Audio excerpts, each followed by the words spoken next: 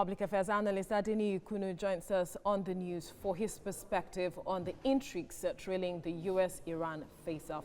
Thank you for joining us on the news. Thank you very much for having me. Now, before the statement that President Trump made yesterday, he was talking tough.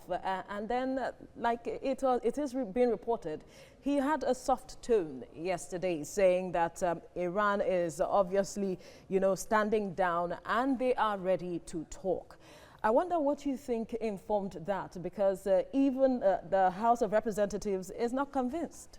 Well, it's been said in local parlance, and I'm going to say it in English here, that if one calls you a thief, you try as much as possible not to be found in possession of what doesn't belong to you. In recent months, it has not been the best of experience for Donald Trump, especially with all of the Ukrainian issue that surrounds him before the present time.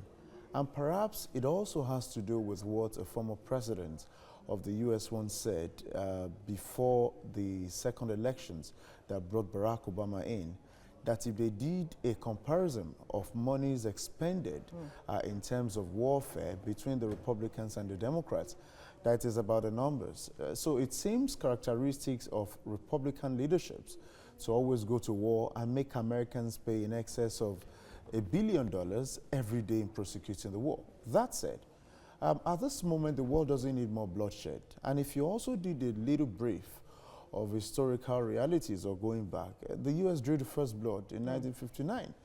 That was because a democratically elected government in Iraq was orchestrated and removed by the U.S. because there was an intention to nationalize its oil.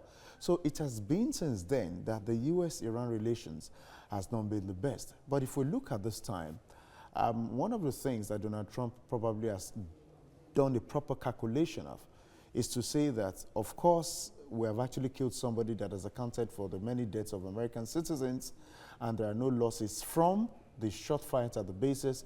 Why do we have to do anything further? So I think that's a wise So if there's going to be negotiations now, what do you think will be at the front burner? Well, I think one of the things that the Barack Obama government initiated was the nuclear deal struck with Iran, such that they de-escalate or they actually, temper the nuclear intentions and activities down so that they take off sanctions. Donald Trump in 2018 actually bungled that deal.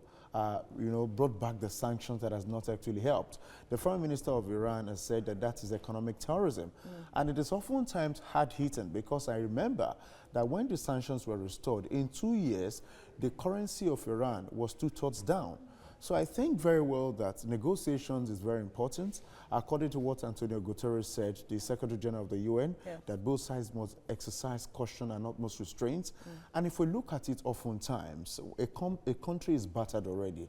There are lots of children surrounding the Middle East that are affected. If a war happens at this moment, it's going to be a very terrible situation for the Middle East. Yemen is down and the world is still struggling. Nigeria and many other countries of the world that are UN member nations are paying to see that they help sustain the issues in Yemen one way or the other. So at this moment, negotiations would mean Iran, don't do this next time. The U.S., try not to go sanction hard on Iran so that at least we can have a peaceful world. All right, Adeniyi Kunnu, we have to leave it at this point. Thank you very much for having me.